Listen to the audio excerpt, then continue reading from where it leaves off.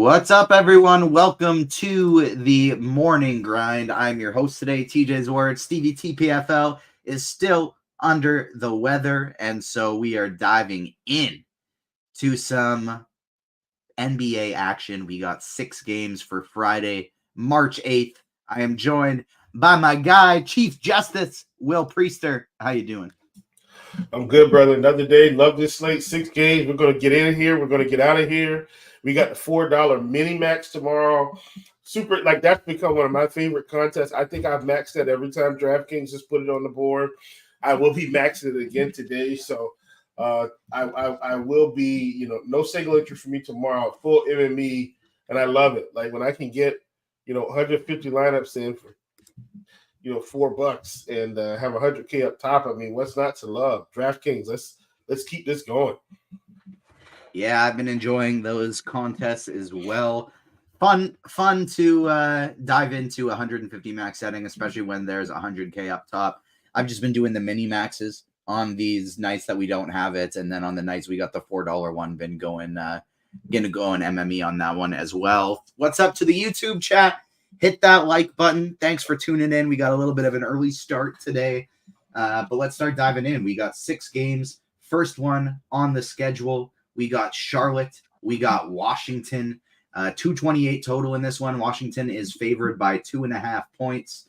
On the Charlotte side of things, we got Williams, Curry, Martin, Ball. All these guys are out. And then on the Washington side of things, and then I guess we got Trey Mann listed as questionable as well. On the Washington side of things, Bagley is out, and they got Landry Shamet listed as questionable. Starting with your Charlotte Hornets.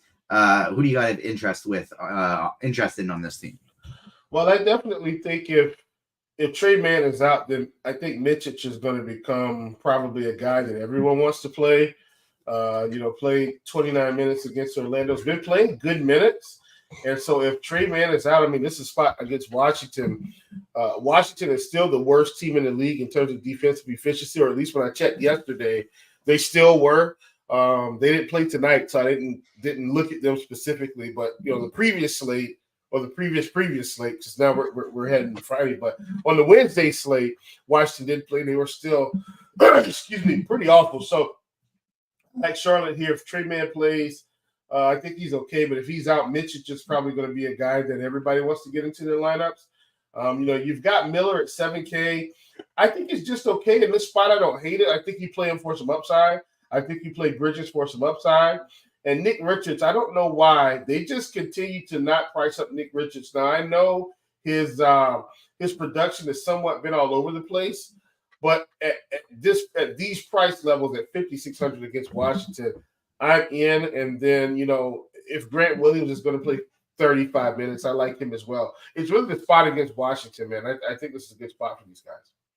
Couldn't agree more. I think it's a great spot. Bridges up top is probably the one I'd have the most interest in outside of Mitchich. I think he's probably going to be chalk even if Trey Mann plays, just because Cody Martin's out and he'll probably still start at the 2.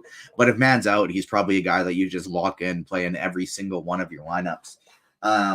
Grant Williams, I agree. I like him in this spot. Richards is tough for me because with Kuzma starting at the 5, I think it's either going to be a situation where Richards just smashes because he's the only big man, or he gets ran off the court and plays limited minutes.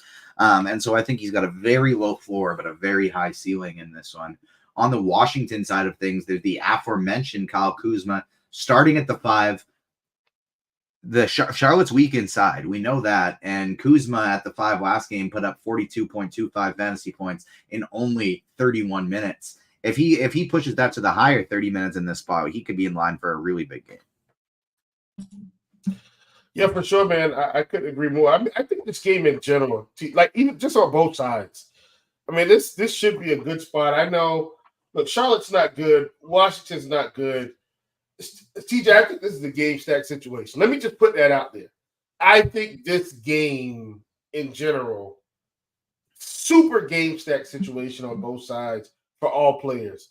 And I know I didn't talk about anybody specific from Washington. I know we'll get, but TJ, I hate to open up the night with what I feel like is one of the better games, but looking over this slate, this is one of the better games for DFS.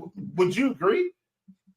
It's the only game on the whole slate that it's a good spot for both teams. And that's why I agree with you. It's a game stack spot because we look at the whole slate. We got Philly and New Orleans. It's a good spot for New Orleans, not Philly. We got Minnesota and Cleveland. Not good for either of them. Orlando and New York. Not good for either of them. Atlanta and Memphis. Good for Memphis, not Atlanta. Miami and OKC. Good for Miami, not for OKC. So this is like the only spot that like looks like a good, clear game stack. Yeah, for sure. Both sides, man, and Kuzma at 7,800, like you talked about with Bagley being out, we probably see Kuzma play, as long as the game is close, he's going to play 35 minutes, as long as it's close. Yeah. And he probably ends up somewhere in the 40s with upside for 50. Jordan Poole has gone back to a bench role, and all of a sudden he can score fantasy points again. It's just both sides of this game, TJ. I know we're taking a lot more time on this one probably than usual, but this game just has so much fantasy goodness. I mean, even Bilal Coulibaly playing big minutes. Production hasn't been there, but against the Charlotte Hornets, I think you need to consider it. We've seen Denny Avdia just explode here down the stretch at the end of the season or getting down to the end. I mean, listen, he's got a 70 burger in one of these spots. 70. I'm not saying he's going to score 70, but it's not out of the realm of possibility. He puts up a 40 spot here. Once again, folks, I really like this game. I think both sides of this game are incredibly advantageous to your builds on this slate. I'll leave it there. Agreed. Avdia played 36 minutes last game. I think he's a great play. Jones, low floor, high ceiling. He's in play. Jordan Poole and Kuzma, I think, are options 1 and 2. But I also think you want to make a rule in your 150 build that me and you are both doing the same thing. I think we want to make a rule that you set max 1, Corey Kispert and Rashawn Holmes. Corey Kispert started last game. They needed Holmes out there. He didn't play that many minutes. He only played 19 minutes. I don't think that will necessarily be a sure thing going forward. I think Kispert could pick up more minutes. But if we're not playing Kispert, I think we're interested in Rashawn Holmes because, like we said, Charlotte gets torched inside. He played 25 minutes last game, $3,700. Let me ask you this, TJ, and I know we got to move to the next game, but smaller slates, I know we can take a little time. Yeah, and there's some of these games that we're going to whip through in 2 minutes too. The kicker is this. Washington could actually start Holmes in this spot because of Nick Richards.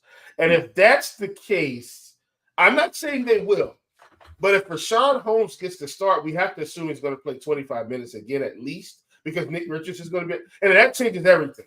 Now, I mean, you're getting – it's going to be real interesting with this game. Like, so much I think will be riding on this game with Holmes and Richards and Kuzma and Poole and the other side with, like we talked about, Mitchell and Bridges. Like, this game could be an explosion. And, man, TJ, what if we stack up this game like 5 to 6 players deep and we got a little bit of overtime? Oh, my goodness. This could be the game of the night. I hope we're right because I am going to be targeting this game probably more than I should, but I think it's the right call. That's a recipe for a GPP win right there. And Richie Smalls is asking if you can play Holmes and Kuzma together. Yes, I think you can. I don't think that's a problem. I wouldn't play Holmes and Kispert together. Those are the two that I feel like, or maybe like max 1, Holmes, Kispert, Coulibaly even, because 2 of those guys will be on the court at once. 1 will not. And we just don't necessarily know which of them that it'll be. And let me say this too, TJ, before we move. I think you could play Holmes and Kuzma because of the price. Like if Holmes was 6K and Kuzma was 7, you wouldn't be playing Holmes. But because Holmes is under 8K, under 4K in that 3K range, you can absolutely get away with both of them. If Trey Mann is out and if Rashawn Holmes starts, I can guarantee that I'll have 100% of each Mitchich and Rashawn Holmes in my lineup. So those are kind of the caveats. Holmes would have to start and Mann would have to be out. But if those things happen, like I said, 100% each of those guys. Next game, we got the Pelicans at the 76ers, 226 total in this one. It opened at 3.5. It's now at 6.5 for the New Orleans Pelicans. So 3 whole points the line has jumped since this one opened. Pelicans are fully healthy. 76ers are without their 2 best players, Embiid and Maxey. They're also without DeAnthony Melton. Let's start on the Pelicans side here. I think every single one of these guys has high upside. I don't really want to play multiple of them together, but each of these guys individually, I think, looks pretty strong. Yeah, I think for sure this is a rule spot for me. McCollum, Ingram, Williamson, 0-1.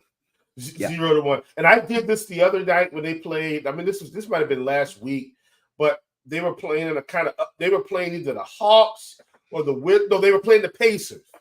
It was an upside spot for them. And I took McCollum, Ingram, and Zion. I put them in a group. And lo and behold, I think Brandon Ingram went for like 50 plus that night. So I had a fair amount of them. But my point is that's really how you have to play these guys every night, unless one of them is out or two of them, you know what I'm saying, or it's going to be a much more competitive game where right now you've got McCollum at 6,800. And you could probably get away with playing McCollum and Ingram or McCollum and Williamson.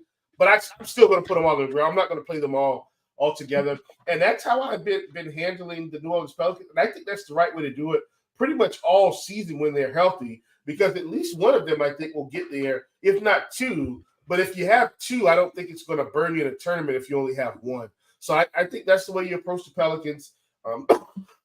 Excuse me, man. Looks like you said, they're all healthy. And it's been a while since someone hasn't been questionable on the Pelicans injury report. So that's how I'm playing this team.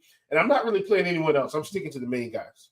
Yeah, those three are definitely the main ones I would be looking for as well. I think like Herb Jones and Trey Murphy have both been playing well. I don't think it's bad by any means. Just not sure if you need it. Larry Nance is cheap enough. He starts a lot of second halves that I think he's fine. I just don't know if you need it.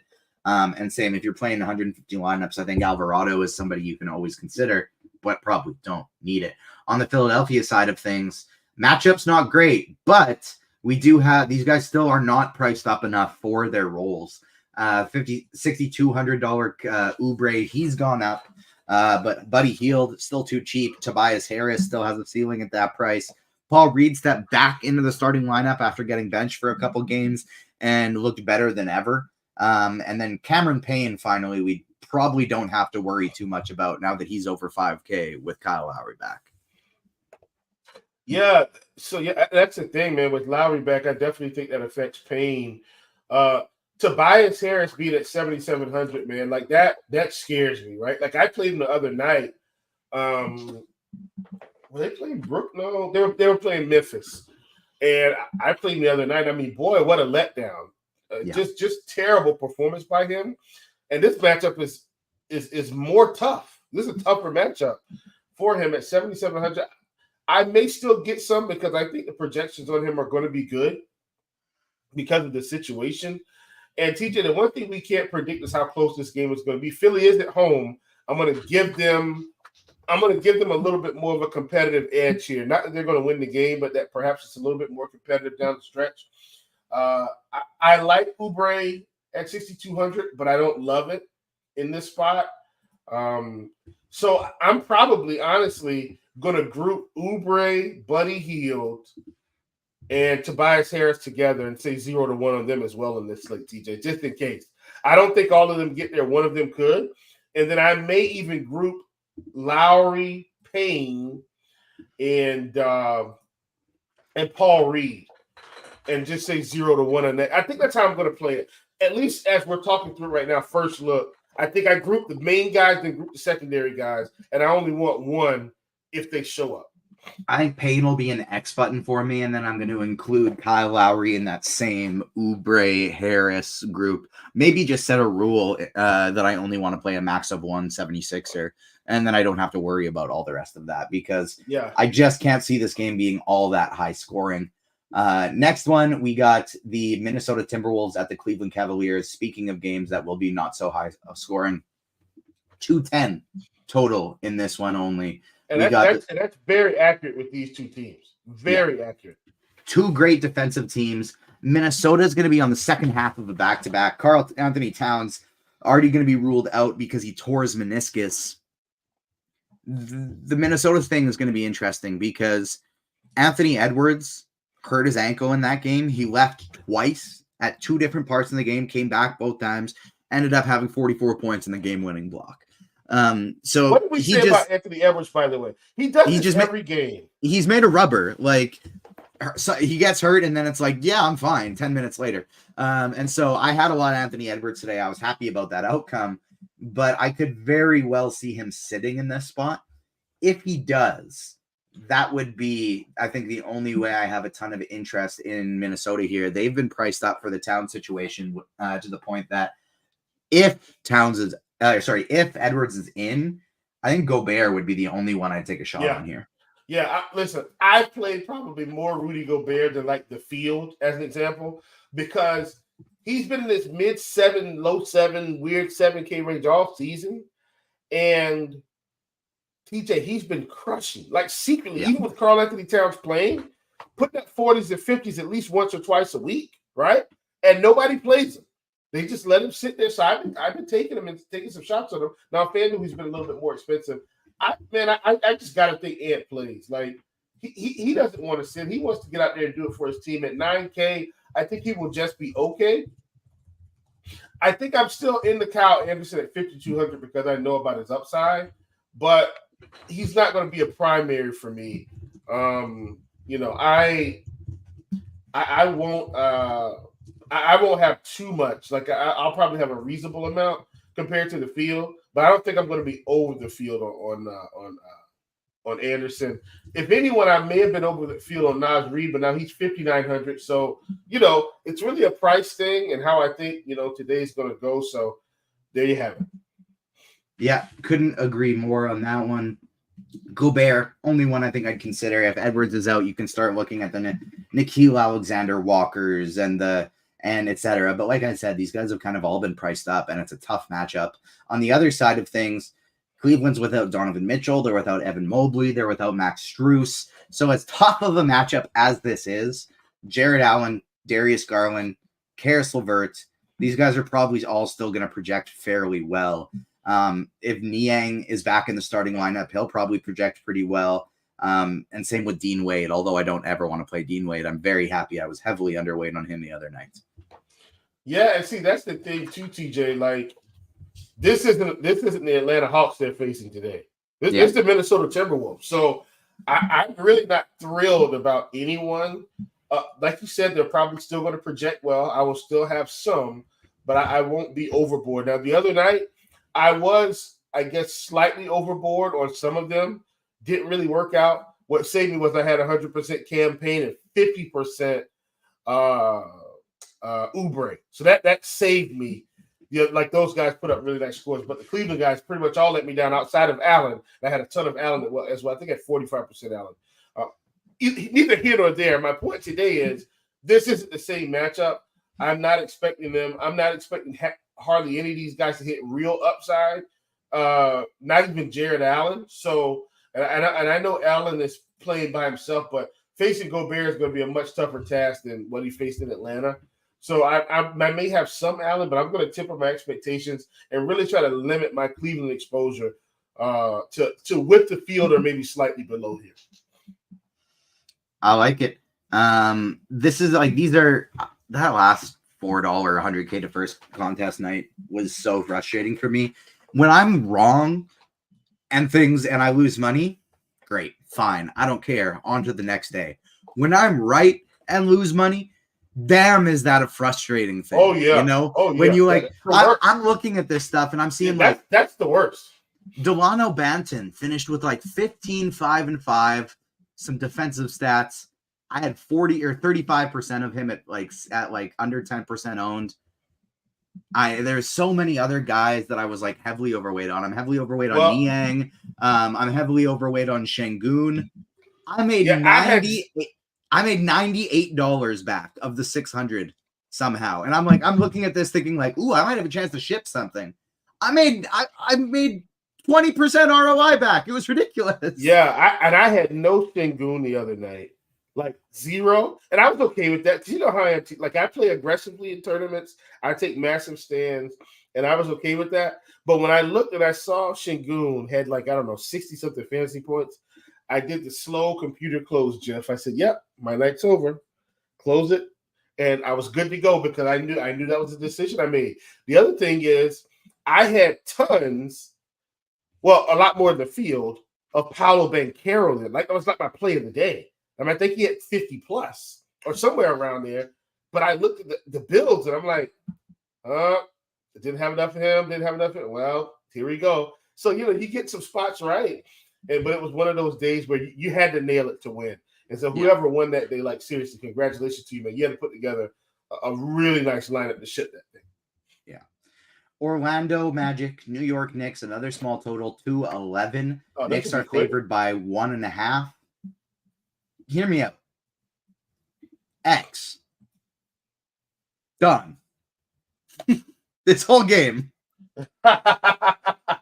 Well, look, I think the only way we play this game is if we have some serious injury news. Like Paolo Banchero has to sit or Franz Wagner has to sit. Wendell Carter Jr. sitting, is it going to move the needle for me today? Especially because Goga's price has gone up. Right. Like Jalen Brunson would almost have to sit. And even then, McBride's 5,900 now. Like he's close to us not having to play him. DiVincenzo 78. Hart is 8K. Who I'm with you. Let's give it the X button. Folks, if you want any type of intel on this game, I'm sure somebody will give it to you. TJ and I are tournament players. Like, this has become a 5-game slate quickly.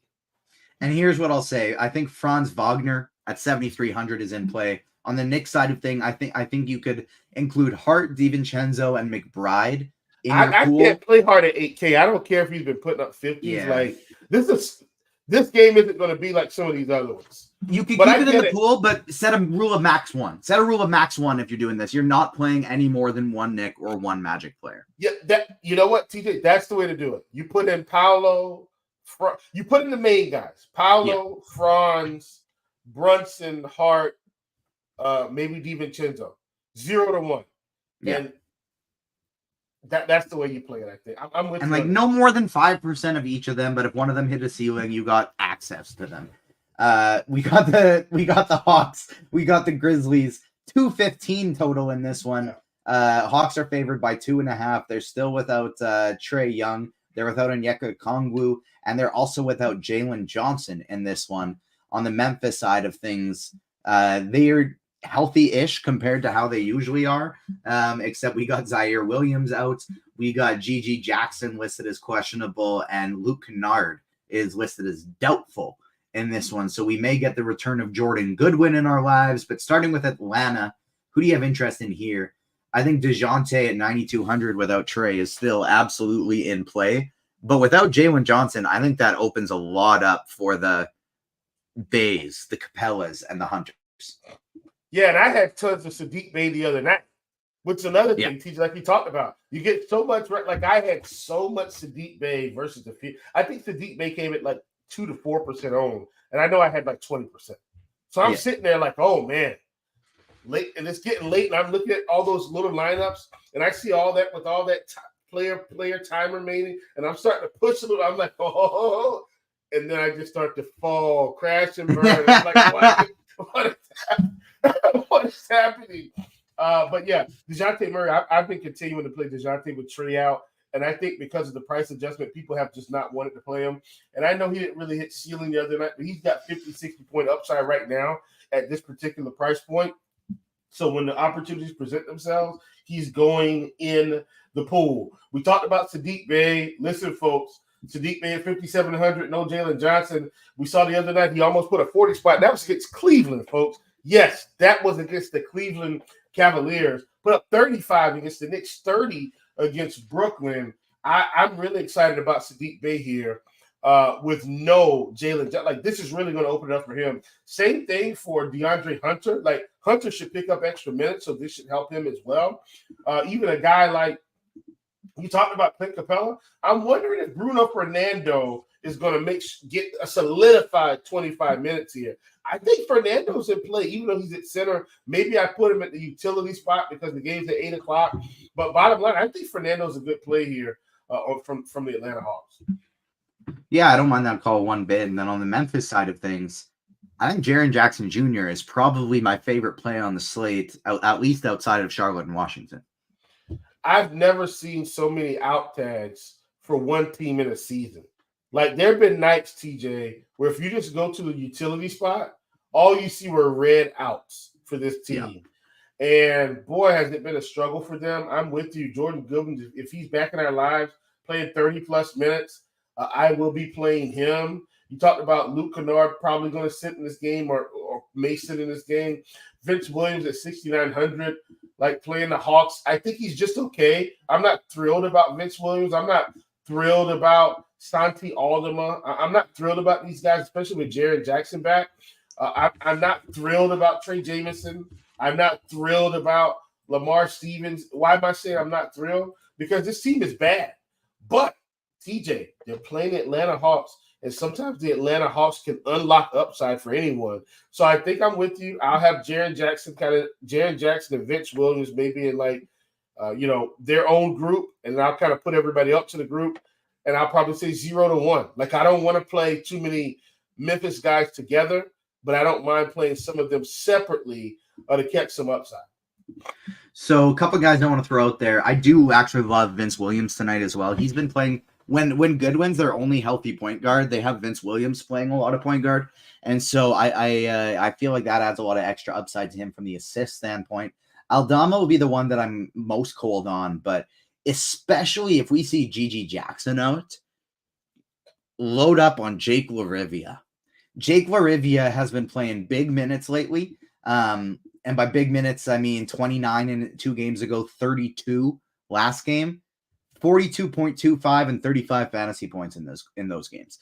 Jake LaRivia is not somebody we've typically looked at being able to do that. But like you said, this Memphis team is terrible, and they're giving him the run, and he's putting up a lot of shots, and he's doing great. So a 4,900 Jake LaRivia, I think, is in play. I think a $4,600 Conchar is going to be very much in play. But Jaren Jackson Jr. and Vince Williams are my 2 favorites by far. Final game of the slate, we got the Miami Heat at the OKC Thunder. Thunder are favored by 8.5 in this one, 226.5 total. Miami is still without Tyler Herro, Kevin Love, and Josh Richardson. OKC is coming in fully healthy in this one. OKC is one of the fastest paced teams in the league. Jimmy Butler has been lights out lately. I feel like we're going to be interested in this Miami team, but also important to note, they did just come off of a game where they lost a close, tight matchup to Dallas. This is a back-to-back. Jimmy Butler played 37. Bam played 37. Rozier played 39. This could be a game where we see some people sitting on the second half of a back-to-back, and they were already running a very tight rotation.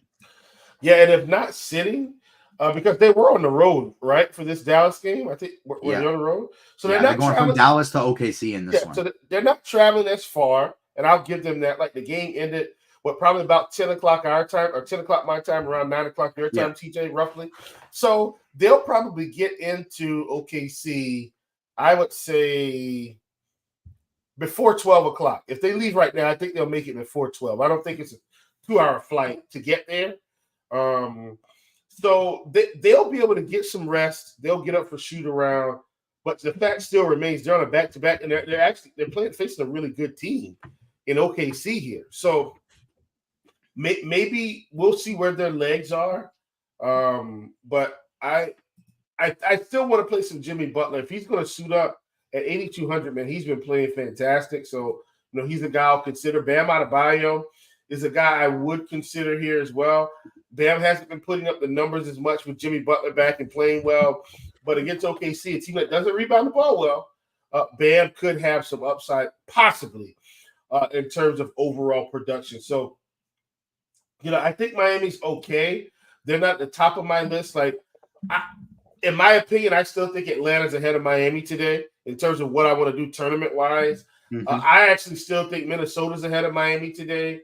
Not Minnesota, the Pelicans. I'm sorry. The Pelicans are ahead of Miami today in terms of what I want to do tournament-wise, even though I'm going to play 0-1 on some of those main pieces. I just think Miami played, like you said, a tough game, played a lot of minutes, getting on a flight, flying into OKC. They're going to get their rest, but I think this could definitely affect them. So I will have some pieces for Miami, but I'm not going too heavy on them. My favorite Heat player is actually probably Jaime Jaquez in this spot, getting close to 30 minutes. Probably not young guy, won't be affected by that travel and back-to-back quite as much Rozier, I don't mind. Butler, always in play. Adebayo is probably going to be the odd man out for me in this spot. OKC side of things, it's a terrible matchup, but Shai Gilgeous-Alexander can do anything against anybody. He is always in play, so especially if he gets low ownership, I think he's going to be a strong play. But the ones I think I'm most interested in, Chet Holmgren and Jalen Williams have been playing so great, and their prices have gone down. And I had plenty of Jalen Williams the other night. Like, that's what I'm saying, TJ. I'm sitting here looking at and I'm like, wait a minute. I've got Jalen Williams who's going off that nobody plays. All these guys. Once again, I know I didn't have Şengün. Like, I knew there were guys I didn't have. But, man, TJ, just, And Richie, like Richie says, been there on a nightly basis. I'm not going to rehash Wednesday night. But, boy, that was a bummer. But, yeah, I'm with you, man. Jalen Williams, I love him. He's a guy that you can definitely play. And also SGA, man. Like, you just fired him up, right? Like, he's like an auto 48, 49 with upside for 60. And he's going to be just fine in this matchup, I think. Giddey is somewhat interesting. He's been playing more minutes in back-to-back games and has also seen his price go down.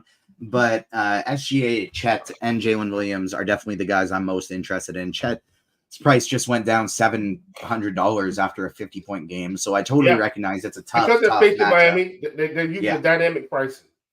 Yeah, tough matchup against Miami, but that's still too cheap for Chet. So I'm interested in him as well. Let's play the morning grind game. Like I said yesterday, I don't remember the order, but I do remember the question. So let's start things off with our bust. Who is your bust over 8K today? Going to get less than 5X? Man, I really don't think we have as many options as it seems. But I've got to go with the guy in the weird game. Give me Paolo Banchero at 8,700. I think I'm going to go Anthony Edwards, 9K. Price has gone up. Tough matchup back-to-back after he just played a really, really tough game, and he left twice for injury. So I'm going to go with Anthony Edwards. Who's your favorite 6X play on the slate? 6X play, man, listen, I think I got to go with Kyle Kuzma against my Hornets, man. Like, it is what it is. It's going to be a back-and-forth affair. And if this game is close, TJ, I'm going to be feeling really good as we head into the 8 o'clock games, if this game is tight. I kind of want to play a single entry tomorrow as well, just so I can do a game stack of this one, because my 6X play, I think, is going to be Jordan Poole on that same squad. I like it. Who is your top value play under 5K? Ooh, this is going to get interesting because I don't think there are as many under 5K that I like as much as we did the other night. Mm-hmm. However, we talked about the fact that these guys are facing, the Atlanta Hawks. Probably going to be somebody from Memphis. I'm probably going to have to take your guy here, man. Let's go with LaRavia at 4,900. I mean, facing Atlanta, definitely a guy we want to target. I take that back. I'm not going to take him. You have him. I'm going to go back to somebody on the other side. Give me Bruno Fernando, 4,800. I think the minutes will be there. I like him. I like LaRavia too. I'm actually going to go even cheaper, though. I'm going Rashawn Holmes in that first game of the night. Yes. Final they one. got 3 plays out of us on that one, TJ. This is sneaky stuff here. Final one, we got our Let's Get Weird GPP play. Let's Get Weird. Obviously, I think it's got to be somebody in one of these alternate games because I don't think Charlotte Washington is going to be sneaky today. I do, however, still think that this guy will be sneaky. And that's DeJounte Murray at 9,200. I don't think he gets the ownership even on a 6-game slate. And I think right now he's got to lead the charge with more bodies down. Love DeJounte at 9,200 because I think the cheap guys are going to get all the ownership like Bay and DeAndre Hunter. Nobody wants to play anybody up against the Heat or especially Bam Adebayo. I'm going to go with $7,400 Chet Holmgren as my Let's Get Weird GPP play of the day. Any bets or props, pick'ems that stand out to you the night before? Give me 1 second. Sorry, folks. I meant to have You're good. I didn't look at any props or stuff yet, but I will say that a couple that do stand out to me as interesting plays, Cavaliers +1. Timberwolves going on a tough back-to-back. We could potentially see some guys sitting. And then on that same thought process, looking at Miami and OKC, betting on OKC, I think would be a strong option with Miami going on a traveling trip on the back-to-back tonight. Man, getting the Hawks at -2.5 on FanDuel right now. Got to take it. Hawks -2.5. Even though they're on the road, short bodies, I still think they're the better team. Give me the Hawks. Yep, I like that. I think that makes sense as well. That'll do it for Friday's morning grind. We got 6 games. Hopefully, we're going to help you take something down. You'll see more of Chief and I later in the day. You got Dean and Bobby for and Kirkwood for Grinders Live, but then myself, Chief, and Taylor will be back on crunch time. So we'll be breaking this one down. That's gonna be a spicy with you. We should have our builds together by then and locked and loaded. Hopefully, DraftKings doesn't do something crazy. But if our builds are into we will have a real talk going on for crunch time. I'm excited already. We'll let Taylor quickly handle cash. We'll let him get through those cash builds quick, and then we'll really dive into it. Get some spice going for the tournament plays. Thank you so much, everyone, for tuning in. Hit the like button on your way out if you're watching us on YouTube and you have not done so yet. And like I said, we will be back later in the day for some more basketball. On behalf of myself, Chief, and the whole Roto Grinders team, we will see you next time. Peace.